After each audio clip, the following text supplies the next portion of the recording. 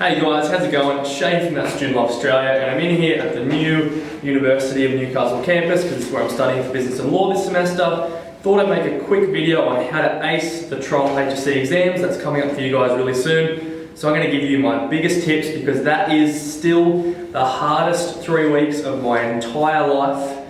I've never worked so hard, and I've been at uni now for 2 years. One of those years doing engineering and then the next one doing law and commerce, and it does not compare to the Trial HSC. Alright guys, so my first tip, and this is my first tip for any video I make on how to study for pretty much any exam in an Australian school system, and that is you need your syllabus, you need good textbooks or sources of information from your teacher, from online, wherever, and you need to make an answer to every single syllabus dot point that applies to the subject you're doing for all of the topics that will be in the exam. So, for the sciences, it's really, straightforward. You just look at the dot point, look at your notes, answer it, bang. For English and history and a couple of those a little bit more abstract subjects, they do still give a paragraph of what they want you to know, and you can have an answer to that, and you can make sure you have notes which fit into that. So either way, you will need the syllabus, you will need some textbooks, some source of info, and you will need to make really awesome notes which answer every single part, because they may test every single part.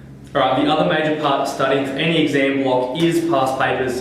This is for all your exams: math, science, English, history, art, whatever. Past papers are the best way to test your knowledge, to make sure that you are up to the standard which is going to be given to you in the exam. So, do them, hand them to your teacher if you can, get some marking, get some feedback if possible. Otherwise, try and find some answers so that you know you're on the right track. But past papers mixed in with the previous step is absolutely the major 2 keys. Okay, so the next thing you want to do is just swap between the 2 previous steps. Making your notes, doing past papers. But once you've done that, you also need to think about the things that are definitely going to be in the exam. So for example, if you're doing a maths exam, you need to have memorised all your formulas because they're going to come up. I wouldn't even attach that to the previous 2 steps. You need to do them, it's a separate thing. English, you know that you're going to get an essay question on Module 1, Module 2, Module 3. You know you're going to get a question on a creative writing. You need to be preparing for these specifically because they are definitely going to come up. I had essays memorised for each of the modules, creative writings memorised.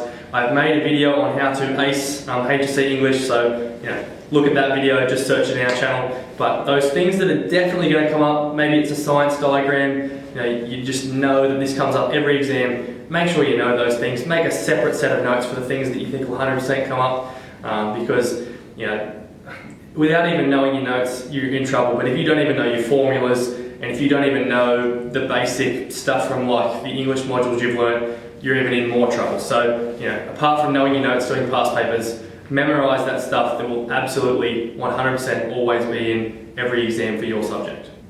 Okay guys, so now that you know that essentially note making, memorising and past papers is king for studying for the Trial HSC and the actual HSC, you need to be smart with your time and smart with your day. So Nick and I had a daily journal where each day, each morning, we would write down what we wanted to accomplish that day. It might be, study for English, memorise science notes, memorise maths formulas, do a past paper for something else, and we would just tick them off as we went. It gave us really clear goals. It set out what we needed to do exactly so that we couldn't avoid it and we couldn't be lazy because we knew that we were accountable every day. We mixed that in with the idea that you need to divide your time well. So if you've got English up first and your other subjects in the next week, obviously you're going to put your earlier time towards English and then taper back towards the stuff that you've got more time to prepare for. So be smart with your time, be accountable, write down your goals, it'll keep you on track. Okay, so my final words will be of good luck.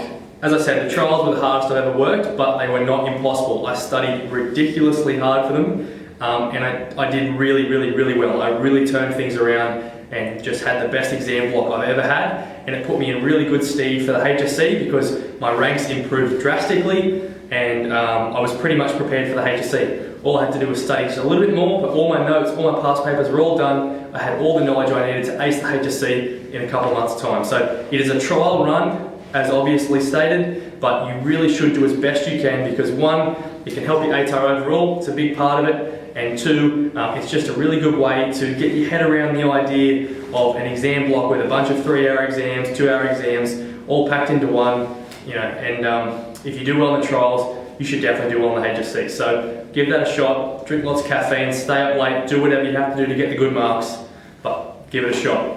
See you later guys.